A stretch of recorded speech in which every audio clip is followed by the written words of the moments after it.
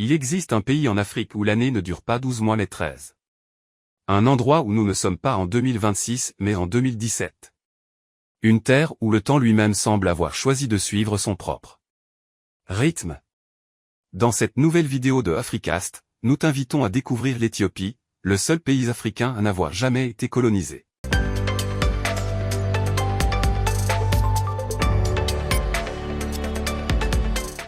Un coin de l'Afrique qui abrite des églises sculptées dans la roche il y a 900 ans, des volcans au lac de lave éternelle, et un désert où règne une chaleur si extrême qu'on le surnomme « la porte de l'enfer ».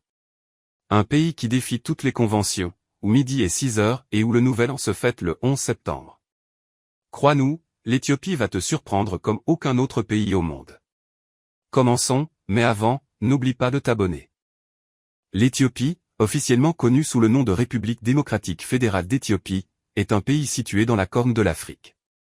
Sa capitale et plus grande ville est Addis Abeba, qui compte près de 5 millions d'habitants et se trouve à plus de 2300 mètres d'altitude, ce qui en fait l'une des capitales les plus élevées du monde.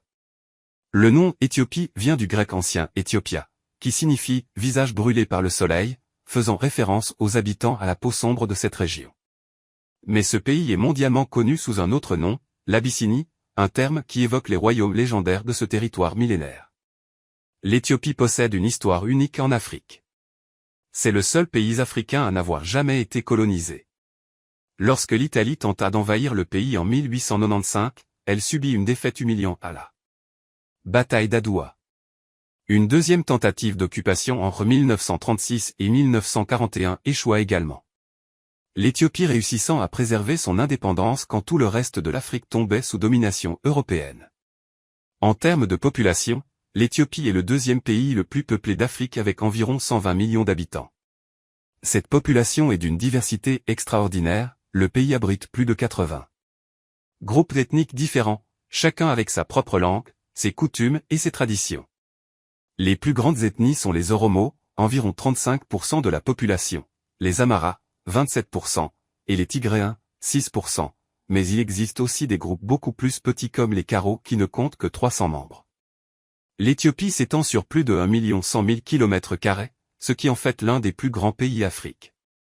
Sa géographie est spectaculaire et variée, des hauts plateaux qui atteignent plus de 4000 mètres d'altitude, des déserts parmi les plus chauds et les plus inhospitaliers de la planète, des lacs immenses, et des vallées profondes sculptées par des millions d'années d'érosion. Mais ce qui rend l'Éthiopie vraiment unique, c'est son calendrier. Contrairement au reste du monde. L'année éthiopienne compte 13 mois, 12 mois de 30 jours chacun, plus un 13e mois de 5 ou 6 jours selon les années bissextiles. Et comme l'Église orthodoxe éthiopienne n'a jamais modifié son calcul de la naissance du Christ comme l'a fait l'Église catholique en l'an 500, le calendrier éthiopien a un décalage de 7 ans et 8 mois avec le nôtre. Cela signifie que pendant que nous sommes en 2026, l'Éthiopie est en 2018. Le nouvel an éthiopien, appelé en Enkutatash, cadeau de bijoux, se fête le 11 septembre, à la fin de la saison des pluies, quand fleurissent les Addis Abeba, les fleurs jaunes qui symbolisent cette célébration. L'Éthiopie est également célèbre pour être le berceau de l'humanité. C'est ici qu'a été découvert Lucie, notre ancêtre vieille de 3,2 millions d'années, dans la dépression du Danakil en 1974. Et c'est aussi le berceau du café. La légende raconte qu'un berger éthiopien nommé Kaldi aurait découvert les vertus du café en observant ses chèvres devenir particulièrement énergiques après avoir mangé les baies d'un arbuste rouge. L'Éthiopie regorge de lieux qui défient l'imagination. Commençons par le plus emblématique. Lalibela, la Jérusalem noire. Lalibela est l'un des sites les plus extraordinaires de la planète. Perchée à 2630 mètres d'altitude sur le flanc sud-ouest des monts du Lasta, cette ville sainte abrite 11 églises monolithiques taillées directement dans la roche volcanique il y a plus de 900 ans. Ces églises ne sont pas construites, elles sont sculptées. Les ouvriers du roi Lalibela ont creusé la roche rougeâtre sur des dizaines de mètres de profondeur pour dégager ces édifices monumentaux d'un seul bloc. Certaines sont entièrement à l'air libre, présentant toutes leurs façades comme des sculptures géantes. D'autres sont hypogées, creusées dans l'épaisseur des falaises.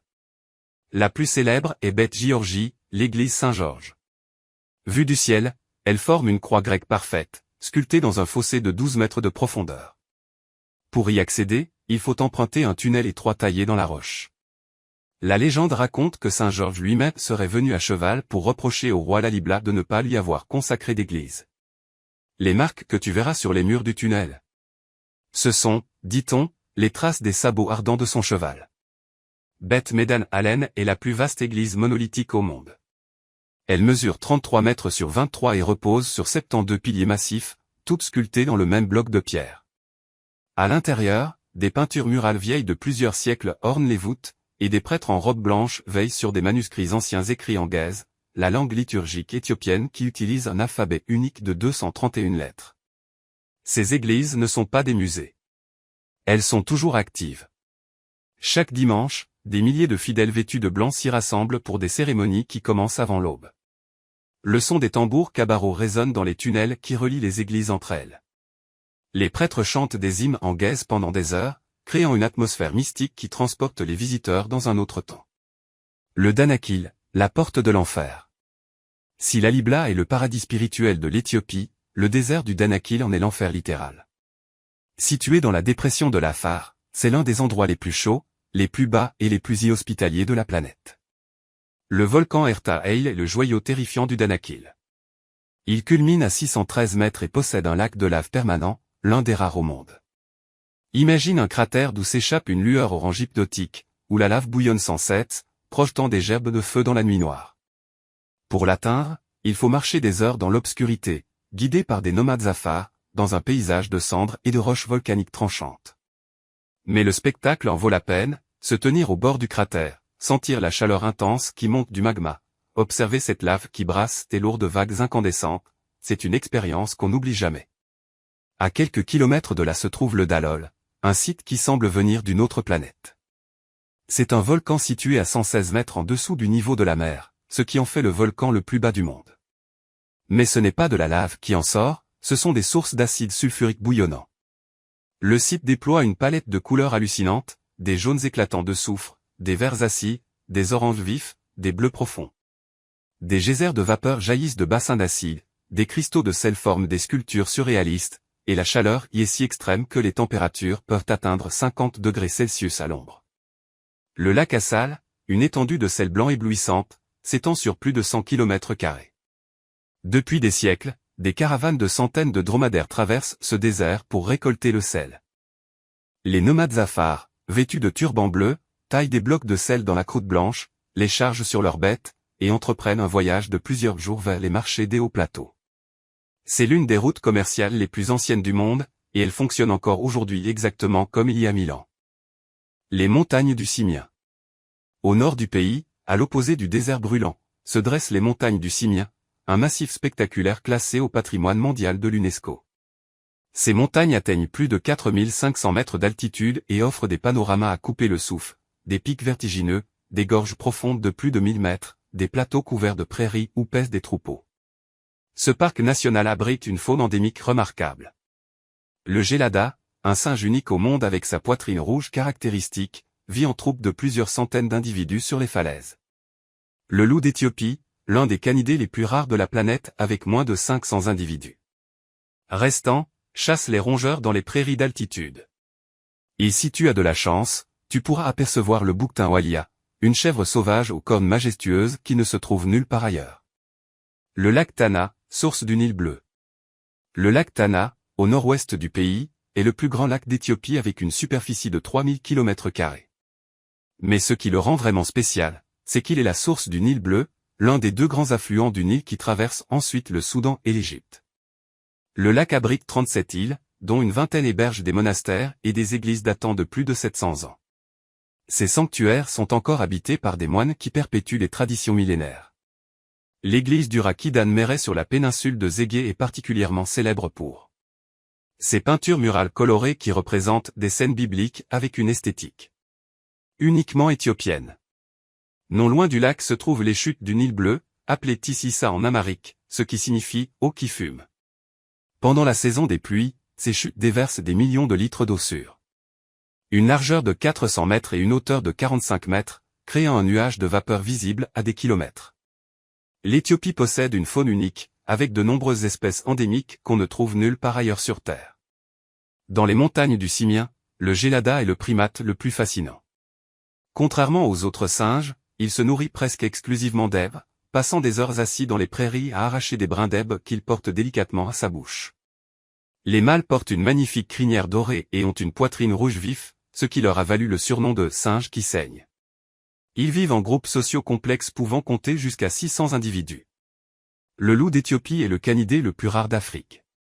Avec ses longues pattes fines, son museau allongé et sa fourrure rousse, il ressemble plus à un renard qu'à un loup. Il chasse les rataupes géants dans les prairies d'altitude, un mode de vie unique qui l'a conduit à développer des adaptations spécifiques à cet environnement extrême.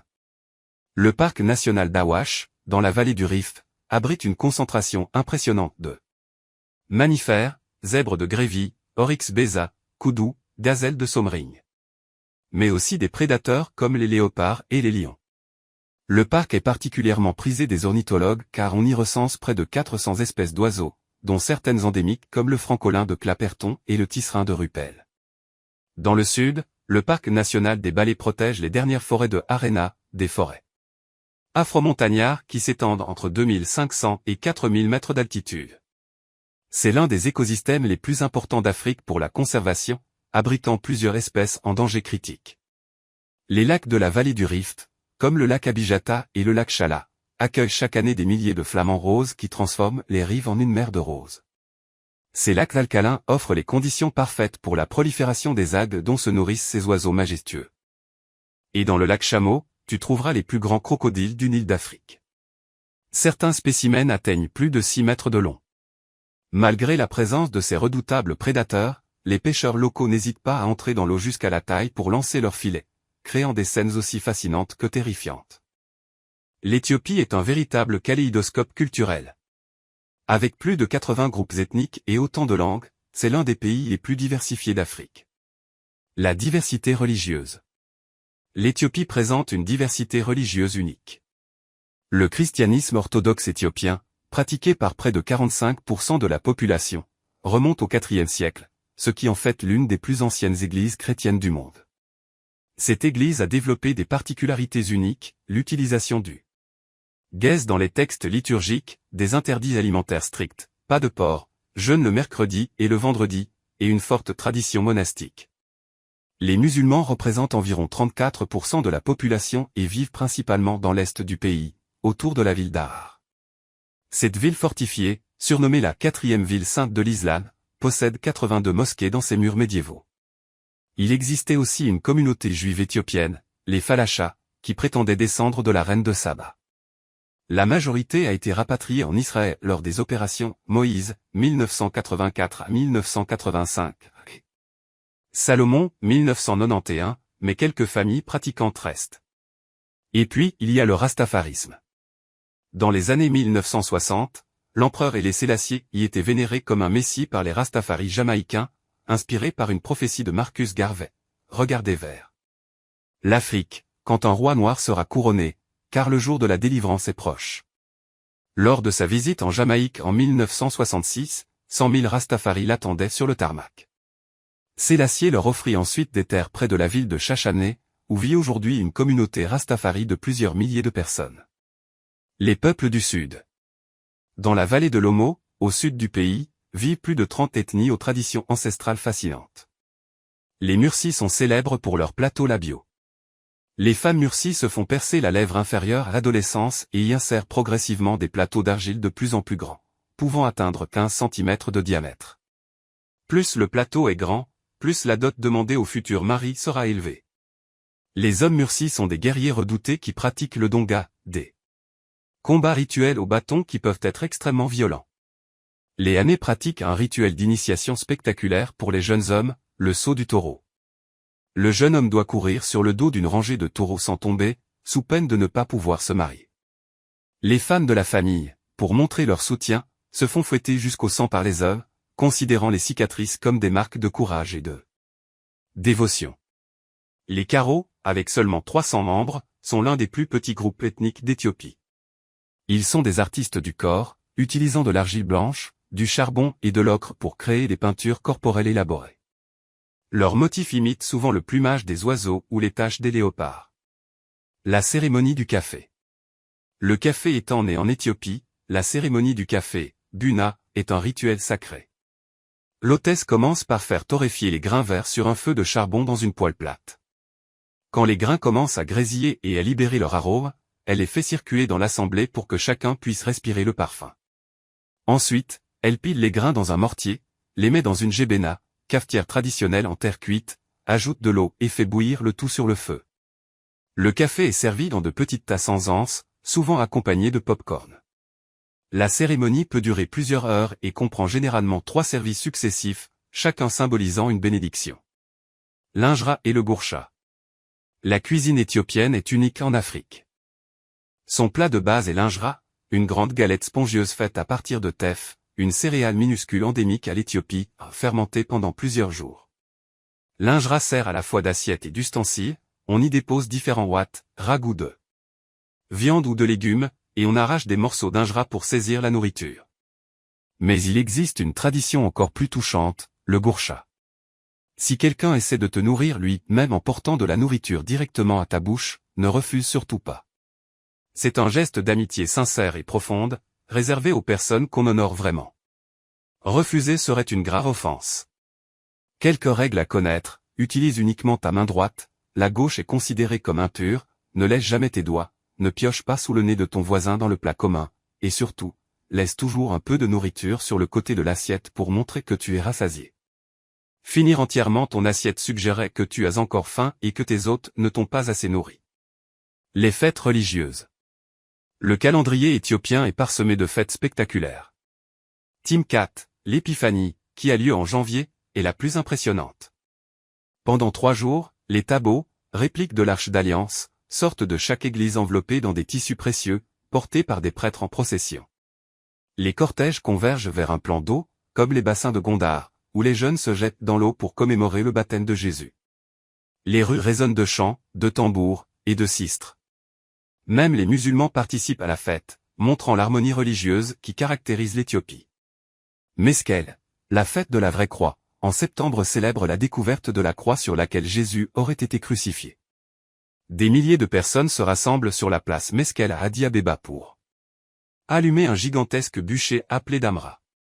Quand le feu s'effondre, la direction de sa chute est censée prédire l'avenir de la nation. Addis Abeba, la nouvelle fleur.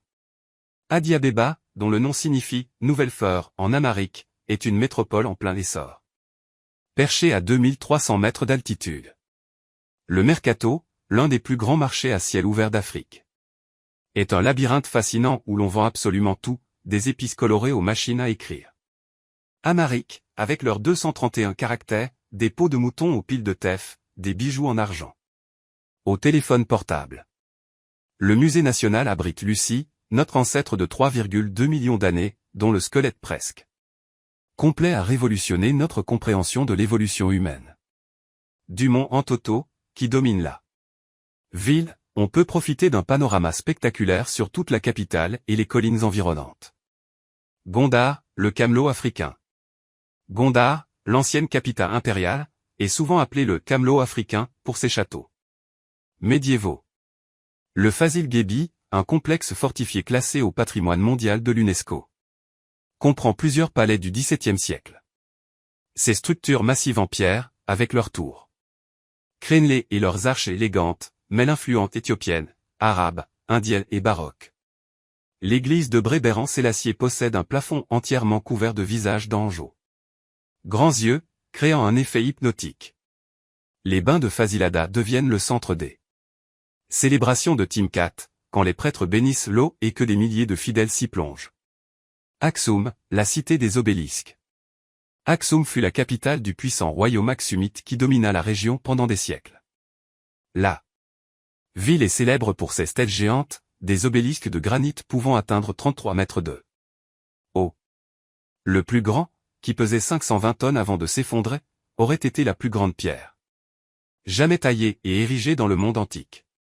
Selon la tradition éthiopienne, c'est dans la chapelle Sainte-Marie de Sion que serait conservée l'Arche d'Alliance, le coffre sacré contenant les tables de la loi donnée à Moïse. Un seul gardien, choisi à vie, a le droit de la voir. Personne d'autre n'est autorisé à s'en approcher. Mythe ou réalité? Les Éthiopiens en sont convaincus et défendent cette relique au prix de leur vie. Harar, la ville des hyènes. Harar, dans l'est du pays, est une ville fortifiée considérée comme la 4e ville sainte de l'islam.